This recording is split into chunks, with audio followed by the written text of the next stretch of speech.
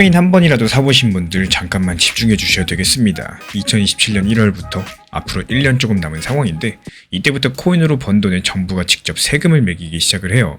근데 진짜 무서운 건 세금이 아닙니다. 그럼 진짜 무서운 게 뭐냐? 이번 영상 끝까지 보시면 왜 2026년이 마지막 준비 기간인지 정확히 이해하실 수 있겠는데요. 먼저 정해진 사실부터 깔끔하게 짚어드리자면은 2027년 1월 1일부터 코인을 팔아가지고 번 돈에 세금이 붙습니다. 세율은 22%, 정확히 말씀드리면 소득세가 20%고요. 지방소득세가 2%입니다. 이 두 가지를 합쳐가지고 22%인 거죠.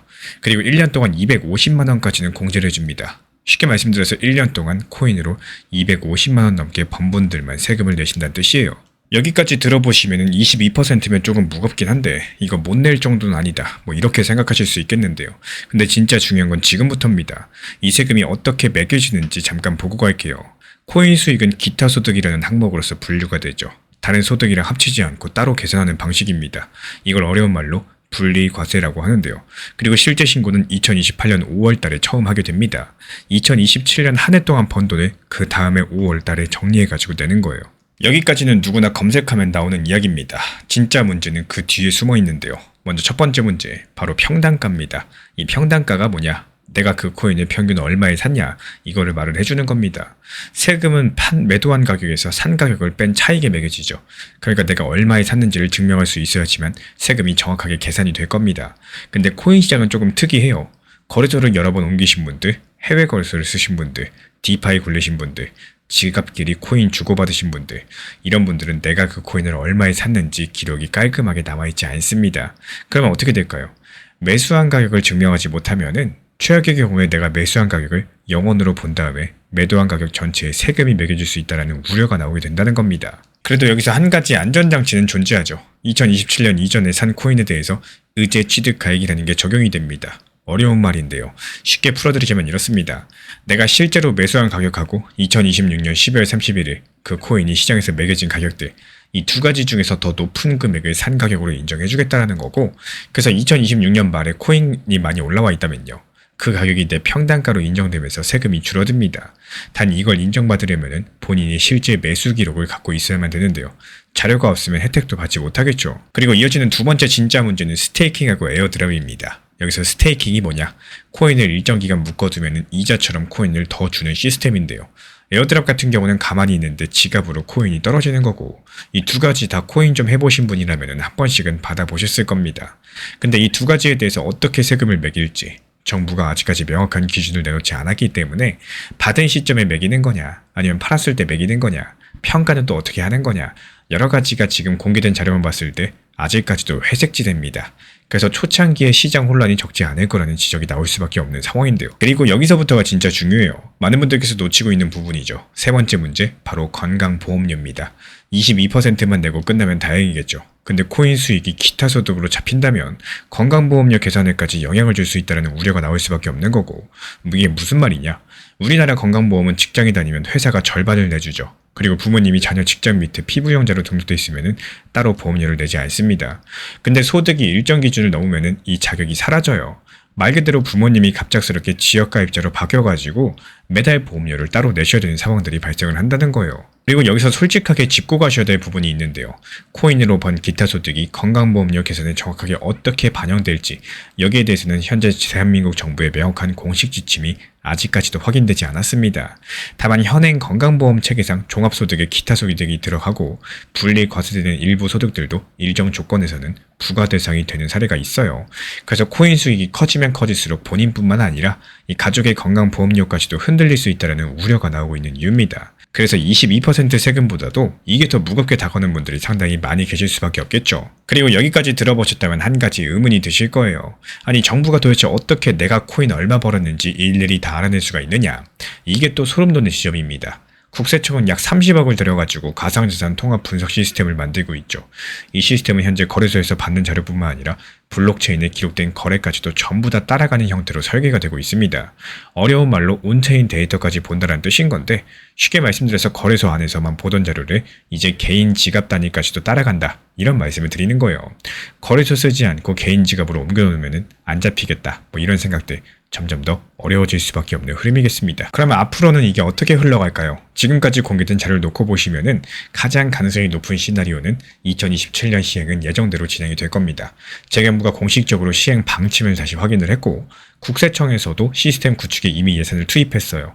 다만 초창기 실무 가이드라인이 완전히 정비되지 않은 상태에서 출발할 가능성이 크기 때문에 그러면 거래소가 정부에 넘기는 자료가 기본 기준이 되고요. 본인이 따로 자료를 챙겨두지 않는 분들은 불리한 평단가로 세금을 떠안게 될 위험이 크겠죠. 이게 가장 그럴듯한 흐름이고요. 이유가 뭐냐? 현재 정부 입장에서 시행을 또 미루기가 어려운 상황이고 그렇다고 또 모든 기준을 완벽하게 정비할 시간도 부족하기 때문이에요. 그래서 지금 2026년이 진짜 마지막 준비 기간입니다. 올해 안에 챙기셔야 될 건 크게 세 가지인데요. 거래소별로 거래 내역을 지금 미리 백업을 해두시고요. 해외 거래소나 개인 지갑 거래도 본인이 알아볼 수 있게 정리해 두시고요. 그리고 2026년 12월 이 31일 기준으로 코인 시세를 따로 기록을 해두시면은 의제 취득가액 인정받을 때 본인을 지켜주는 핵심적인 자료가 되어줄 겁니다. 말 그대로 수백만 원까지도 아낄 수 있는 건데요. 이 지금 2027년부터 코인 수익에 22% 세금이 붙는다? 정해진 사실입니다. 진짜 무서운 건 세금이 아니라 평단가 입증과 건강보험료라는 두 번째 칼날이겠죠. 그리고 이 모든 걸 대비할 시간은 2026년 한 해뿐입니다. 그럼 한 가지 질문을 남기고 마칠게요. 만약에 법인을 활용한다. 그럼 이 세금 부담을 합법적으로 줄일 수 있을지 다음 영상에서 이 이야기에 대해서 자세히 풀어드려 보도록 하겠습니다. 투자 시장에서 소 잃고 또 외양간 고쳐봐야 의미가 없다. 이런 말들을 이해하시면 정말로 도움이 되실 겁니다. 팔까 말까 고민하다가 더 상승할 거라는 생각에 못 팔고 또 하락을 해버리면 의미가 없겠지만요. 누구나 한 번쯤은 겪는 일이라고 생각을 해요. 오히려 정말 신기하게도 이 초심자, 즉 처음 할 때 적당한 수익에 만족을 하고 또 익절을 하게 되는데 시간 지나다 보면은 내가 팔고 나서 더 상승하는 이런 경험들이 쌓이다 보면요. 팔까 말까 고민하다가 결국에 안 팔고 하락하는 경우들이 쌓이다 보면요. 더 높은 타점을 바라보게 되는 게 어쩔 수 없는 사람 투자 심리입니다.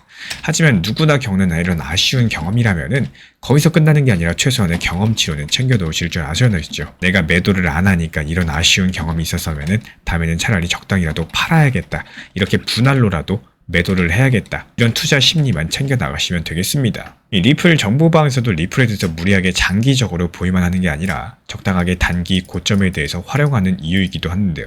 적당하게 만족하고 마침표를 찍는 거 하나의 건강한 매매 습관이라고 생각을 하고 있기 때문에 소편하게 생각하시면 조금 일부 비중이라도 팔고 나서 더 상승하는 대로 그냥 기쁘고 또 만족하는 매매 습관에 여유를 키우는 것도 상당히 중요하다는 말씀을 드리고 싶어요. 지난 폭락장에서 XRP 1830원 그리고 1900원서 이렇게 두 차례 분할 매수 들어갔던 물량들 이번에 2200원 단기 매도하면서 깔끔하게 나왔죠. 추가적인 매수 매도 타점 속보로서 받아보고 싶으신 분들께서는 현재 보이는 번호로 연락 주시거나 댓글창 링크 통해서 신청 주시면 확인되는 대로 입장 드리겠습니다. 리플 XRP 투자에 있어서 이제는 투트랙 전략이 반드시 필요해지고 있습니다. 무턱대고 몰빵하거나 반대로 또 손 놓고 기다리는 시대는 끝났어요. 첫 번째 트랙은 매달 분할 매수하시면서 시장이 빠지든 말든 일정 비중으로서 리플을 꾸준히 모아 나가시는 겁니다. 이거는 시간과 리스크를 분산할 수 있는 가장 효율적인 전략인 거고 그리고 두 번째 트랙은 남은 현금 비중으로 알트코인 단타로서 굴려나갑니다. 수익이 나면은 그거를 다시 리플에 재투자하시면 되는 거고 이게 바로 수익을 만드는 순환 매수 전략이 되실 거예요. 그런데 여기서 중요한 거는 단타 하실 때 조심하셔야 되는 거예요. 단타 매매 중독되면 끝장입니다. 이 매매 중독을 절대 조심하셔야 되는 거고 예를 들어 가지고 시장이 과열인데도 지금 아니면 기회가 없다. 이런 조급한 생각에 RSI 지표가 이미 고점인데도 불안해서 또 들어가고 결국에 수익은커녕 손실만 쌓이게 되실 겁니다. 그래서 저희 채널 차원에서는 한 가지 원칙이 있습니다. 확률이 높은 날만 진입을 하세요. 그리고 시장 전체가 과매도 구간일 때 비트코인 기준 RSI가 바닥을 찍을 때 그때 알트코인 중에서 최근 거래량이 급등한 종목이 과매도의 경우 MACD, 볼린저 밴드, 이동평균선과 일목균형표 참고해서 신중하게 매수 진입 타점 들어갑니다. 그리고 그 외에는 아예 매매를 쉬는 날도 반드시 있어야지 진짜 단타인 거고 그렇다면 이걸 어떻게 구별할 수 있는지 궁금하실 거예요. 여기서 챗GPT가 등장을 합니다. 저희는 챗GPT를 단순한 도구로 쓰지 않습니다. GPT한테 오늘 확률 높은 진입 타이밍이냐 이렇게 물어볼 수 있게 맞춤 프롬프트를 사용을 하는데요. 그리고 그 결과에 저의 실전 매매 노하우 30%를 덧붙여가지고 GPT 시그널을 보완합니다. 어떻게 하는지 궁금하신 분들 GPT 검색력과 활용 전략을 이용해가지고 이 두 가지를 한 방에 알려드리고 있습니다. 현재 보이시는 번호로서 리플 단타라고 문자 남겨주세요. 지금 이 영상 보신 분들에게만 오픈합니다. 그냥 GPT 쓰는 법이 아니라 투자로 연결되는 GPT 사용법 지금 바로 알려드리도록 하겠습니다.